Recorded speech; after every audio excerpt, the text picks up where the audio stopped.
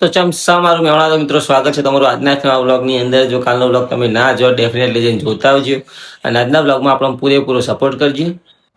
તો મિત્રો જો આ કંકોળો, આ કંકોળા પર દેશી વગાડવાનો કંકોળો નહીં, આપણો પપ્પા ચોકથી લઈને આવ્યા છે. 80 રૂપિયાનો, 10 રૂપિયાનું એક કંકોળું. જો સાઈઝ ચેવડી મોટી છે.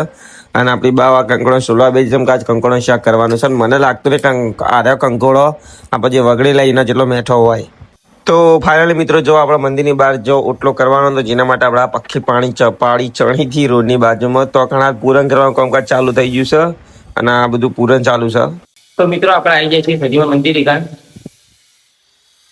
સદીમાં ટાઉનમાં અને મહાકાળી મંદિર હાલનું દર્શન કરી લેજો. કોઈમાં જય માતાજી લખજો.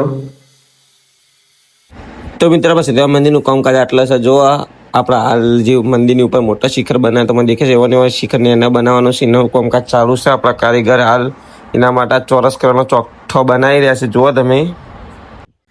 તો મિત્રો આપણે થોડા કોમથી જવાનું છે બાને લઈને મેહોણા.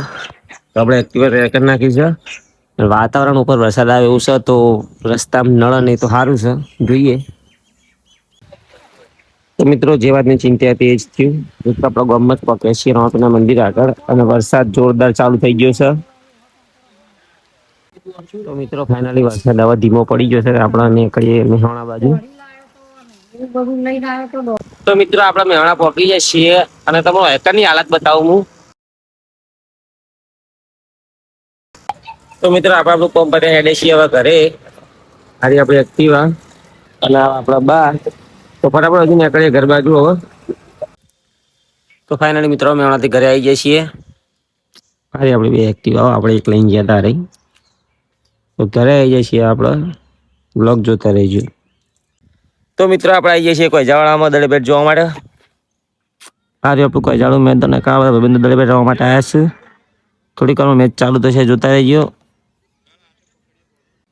તો મિત્રો ફાઇનલી આપણો મેચ ચાલુ થઈ જશે. જુઓ